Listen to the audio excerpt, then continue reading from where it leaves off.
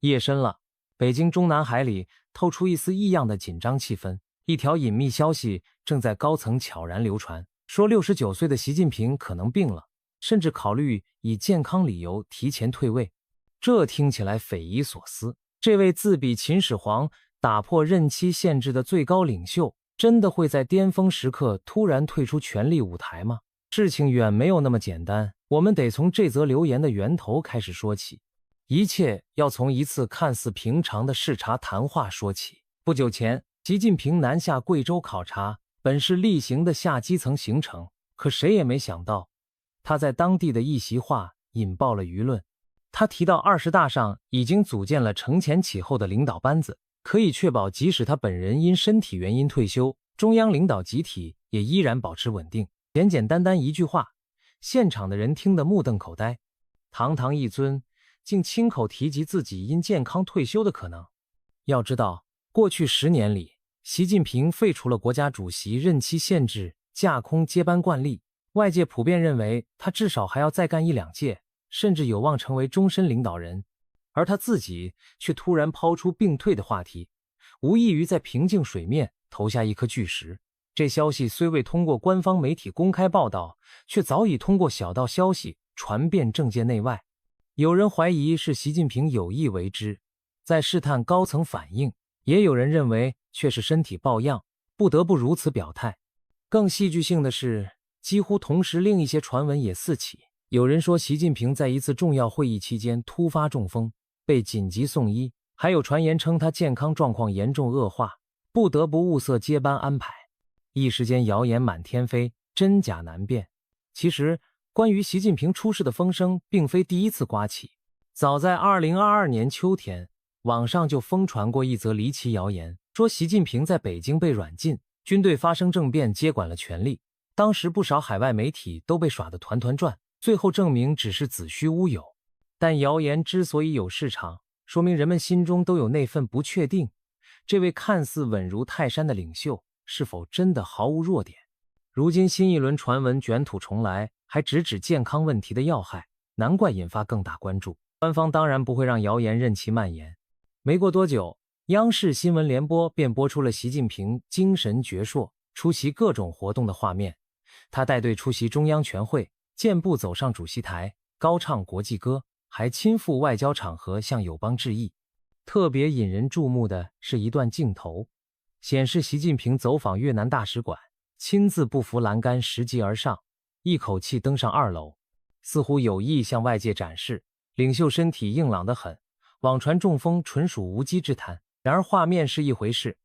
背后的疑云却没有完全散去。就像2022年中共20大闭幕式上，前领导人胡锦涛突然被工作人员扶离席位，官方解释是他身体不适，但许多人解读为习派对前朝的公开清洗。一幕幕难以解释的剧情告诉我们，在中国政坛，健康与权力往往纠缠不清，表面风光与内里隐忧经常相伴相生。你也许会问，习近平是真的病了吗？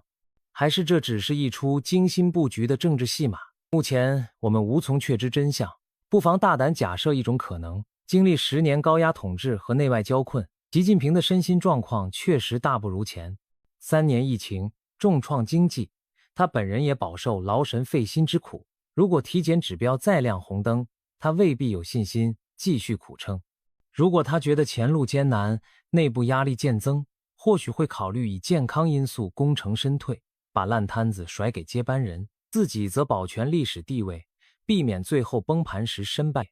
这听起来合乎情理，却同样充满风险。一旦他示弱，虎视眈眈的政敌会不会乘势而起呢？说到这里，就不得不提中共高层的接班传闻。如果习近平真有意退场，下一步谁来掌舵？20大上并未正式钦点接班人，反而破例留下了多位60后常委，坊间各种猜测层出不穷。有人说忠诚的李强是备用人选，接棒大位顺理成章；有人压住习的大内总管丁薛祥，认为他年轻资浅却野心勃勃，正等待时机上位。也有分析提到了习的心腹蔡奇，甚至一度被寄予厚望的胡春华等名字。然而近期丁薛祥的表现有些反常，按职责他本应出席的国际会议却缺席，露面时还一瘸一拐，满头华发，令人浮想联翩。他是真的身体出了问题，还是卷入了某场政治斗争？还有传闻说丁薛祥想接班，却踩了地雷，被老大敲打教训了一番。这些消息真真假假，使权力交接的前景更加云山雾罩。整个政坛弥漫着山雨欲来风满楼的气息，每个人的一举一动都被放大解读，仿佛宫廷大戏在现代重演。更耐人寻味的是，据称党内元老们对习近平不满已久，列出了30条要求他交代，准备在北戴河会议上兴师问罪。军中也传出异动，前阵子有风声说中央军委副主席何卫东被拿下，震动朝野。虽然官方未证实，但此类传言让人想起历史上一些政变前夜的迹象。习近平恐怕深知局势凶险，所以一方面高调反腐，强调忠诚，以敲山震虎；另一方面频频视察云南、贵州等革命老区，被解读为巩固嫡系军权，以防不测。到底是习近平在谋划金蝉脱壳，还是反对势力伺机逼宫？这场扑朔迷离的角力如同一盘雾中的棋局，我们暂时无法看清全貌，只能屏息静观其变。高层的波谲云诡令人眼花缭乱，而在社会底层，另一股暗流同样汹涌，那就是遍布街头巷尾的失业大军。画面切换到一间狭小的出租屋，只见几个年轻人百无聊赖地刷着手机，日夜颠倒。这不是假期聚会，而是当今中国千万青年无奈的日常。找不到工作的大学毕业生们自嘲是全职儿女，每天待在家靠父母接济，偶尔帮忙做做家务，仿佛把啃老当成了职业。一边是社会新鲜人的满腔抱负，一边是冷冰冰的就业市场，他们只能苦中作乐，用幽默来掩饰对前途的迷茫。官方公布的数字或许并不能反映全貌，全国城镇调查失业率还保持在 5% 左右，看上去好像不算太糟，然而稍加深究就会发现猫腻。去年上半年16至24岁青年失业率节节攀升，6月甚至突破了 20% 的历史高位。到了盛夏7月，高校毕业生扎堆走出校园，求职市场却异常冷清。正当各界高度关注青年失业问题时，国家统计局突然来了一招眼不见为净，宣布从8月起暂停发布分年龄段失业率数据，也就是说，干脆不公布年轻人的失业率了。此举一出，舆论哗然，网民戏称不公布数据，难道失业青年就不存在了吗？仿佛只要掩耳盗铃就能瞒天过海。当局解释是要优化统计方式，但大家心知肚明，真正的原因是不敢面对那刺眼的现实。那么，中国的失业情况到底有多严重？虽缺乏官方详尽数据，但一些迹象常明显。2023年有1100多万高校毕业生走出校门，人数再创纪录。然而就业市场并没有准备好足够岗位来容纳这支庞大的生力军。互联网大厂裁员潮仍在继续，教培行业被整顿后一蹶不振，房地产相关企业更是大面积缩减人手。供需严重失衡之下，许多硕士、博士不得不放下身段去竞争基层岗位。网上曾热传一张照片，某便利店门口贴出告示，恳请硕士毕业生不要再来应聘收银员。还有报道说，一家单位招聘2名文员，却吸引了上千人报名，其中大批是高学历的年轻人。更有意思的是，有统计称，美团外卖平台上聚集了好几万名研究生学历的骑手，硕士送外卖，博士跑快递的故事屡屡登上热搜，令人啼笑皆非。如果说知识应该改变命运，如今这些命运却透着几分荒诞。年轻人书念的越多，似乎越发现社会不需要他们的才华，只需要他们去送餐、开车、搬快递箱。理想工作找不到，有人选择考研、考公务员来暂避锋芒，反正先继续待在校园，或者搏一个铁饭碗再说。近几年考研考公竞争愈发白热化，录取名额僧多粥少，千军万马挤独木桥。然而继续深造和备考终究只是少部分人的出路，更多人则长期闲置在家，成为隐形失业者。官方还有个统计上的小花招，如果一个失业者不再积极找工作，那么统计学上就不算失业人口，而归类为非劳动力人口。如此一来，失业率的分母和分子都变小，比例自然也就更好看。然而这只是数字游戏，并没有改变成千上万青年赋闲在家的事实。有学者指出，如果把那些实际上没有工作但未被计入失业的人都算上去，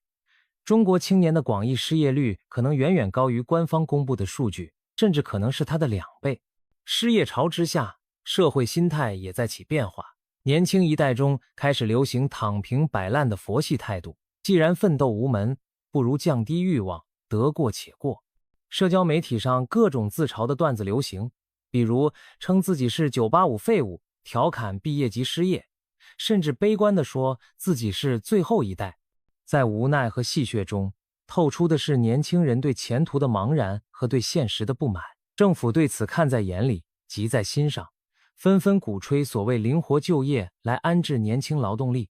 听起来像鼓励创业，其实多数是催大家去开网约车、送外卖、做直播，或者干脆回乡种田。去祖国最需要的地方也再次被提起。是的，还有人号召大学生到乡村基层去建功立业，到西部边疆去奉献青春。这种倡议让人想起50多年前的知识青年上山下乡运动，只不过当年是出于政治原因，如今却是因为经济无法提供足够岗位的无奈之举。对于不少年轻人而言，去农村并不代表梦想成真，更像是被迫降低对生活的期待。于是有人愤懑，有人消沉，也有人干脆用脚投票，考虑移民或者多发展。当大批受过良好教育的青年看不到未来，这无疑为社会埋下了隐忧和不安定的种子。年轻人就业如此困难，从侧面印证了中国经济正面临寒冬。毕竟经济不好，首当其冲的就是打工人。那么中国经济究竟遇到了哪些困境？可谓内忧外患，四面楚歌。首先最大的内忧，房地产危机。这几年中国楼市的惨状可谓前所未见。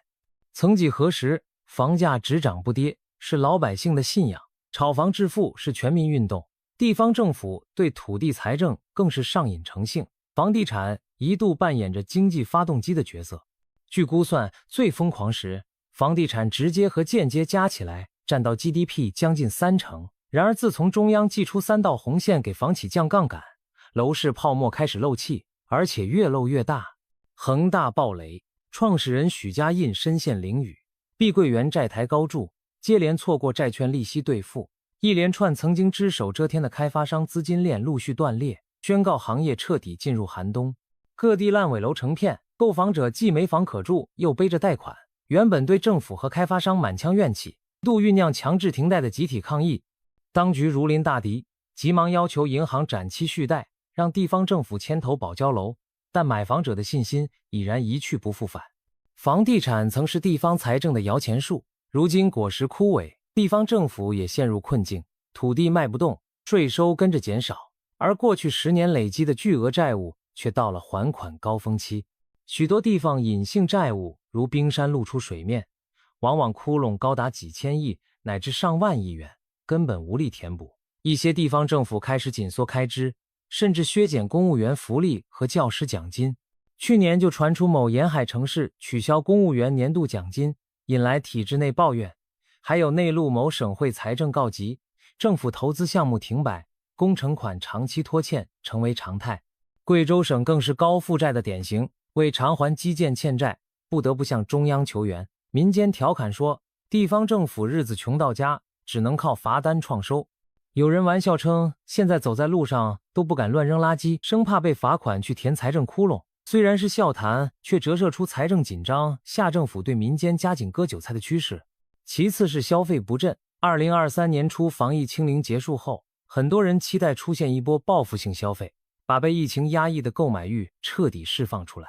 可结果令人失望，餐厅并没有迎来客满为患的盛况，商场也未能恢复往日的热闹，老百姓花钱依然谨慎，就算出游人数回升，消费金额却不及从前。经历几年的不确定性后，人们更倾向于储蓄而非挥霍。数据显示，中国居民储蓄率高企，而消费占 GDP 的比重依旧低迷。尤其房价下跌，股市低迷让中产阶层财富缩水，消费意愿更是大幅下降。无论汽车还是房产等大宗消费，购买意愿都降至冰点，连手机等电子产品销量都明显下滑。政府见状不妙，又是发消费券又是减税，但收效甚微。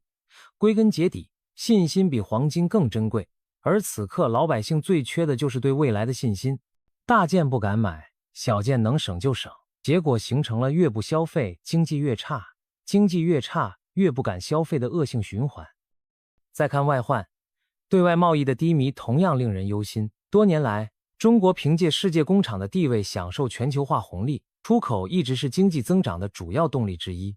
然而最近2年，受全球经济放缓和地缘政治影响，中国出口出现了罕见的连续下滑，欧美市场需求减弱，加上各国推动供应链去中国化，使中国制造业订单骤减，许多沿海工厂不得不减产停工，珠三角和长三角一带的老板们叫苦不迭。2023年年中，官方数据承认，出口同比下降了2位数的百分比，这在改革开放以来几乎闻所未闻。外贸不景气自然影响就业和收入，一些地区出现农民工返乡潮，他们找不到活干，只能先回老家暂避。与此同时，外资企业对中国环境的信心在动摇，担心政策风险和市场前景，不少外企缩减在华投资规模，新投资转向东南亚等地。2023年，中国实际使用外资额出现多年未见的下降，资本外流的势头引发决策层紧张，人民币汇率一度接近历史低点。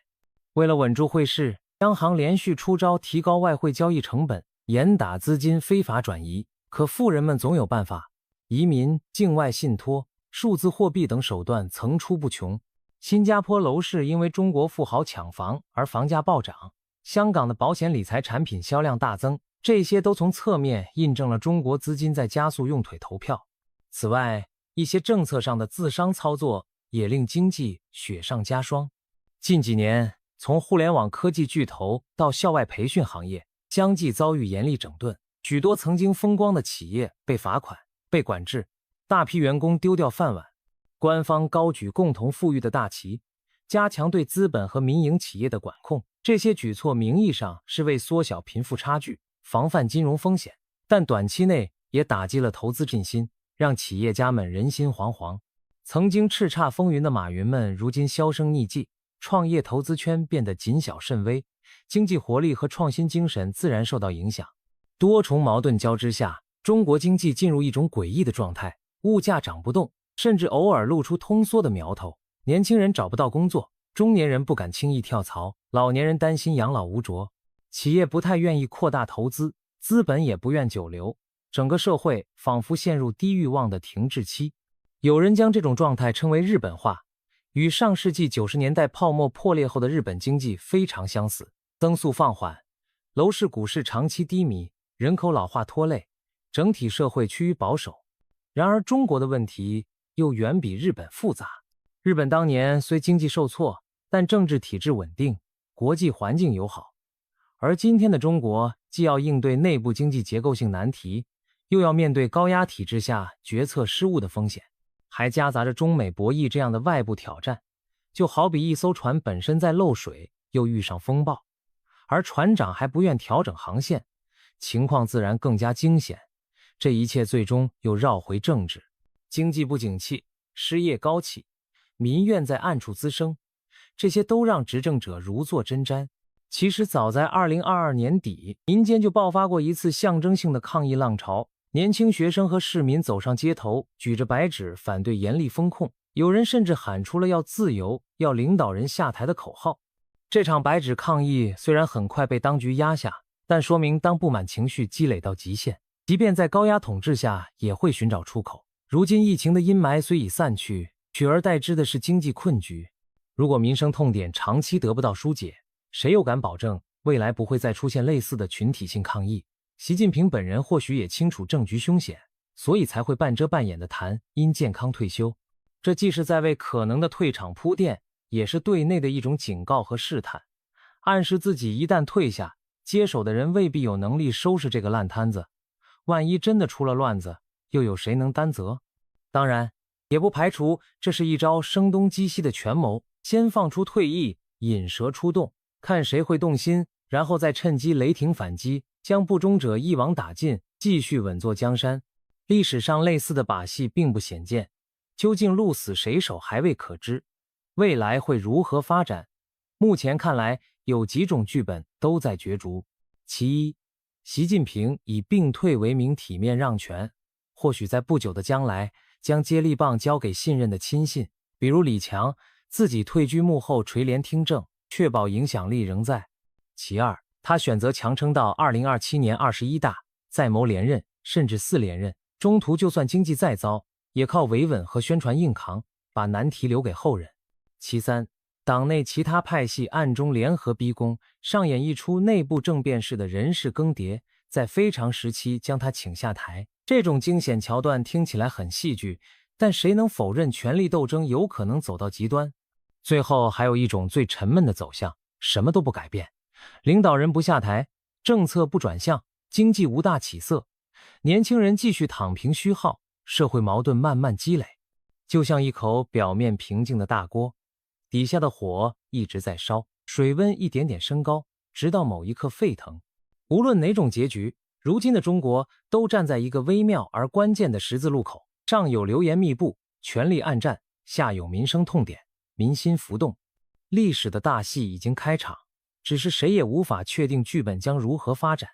也许某天清晨，人们醒来会发现新闻头条赫然写着习近平因健康原因辞职，震惊天下。也可能未来几年波澜不惊的过去，直到下一次危机突然引爆变局。可以肯定的是，今日之中国绝非表面歌舞升平那般太平。俗话说，纸包不住火，无论是领袖的秘密，还是经济的隐忧，终究会有真相大白的一天。那一刻的到来，将深刻改变中国的权力格局和社会走向。悬念已经种下，谜底仍未揭晓，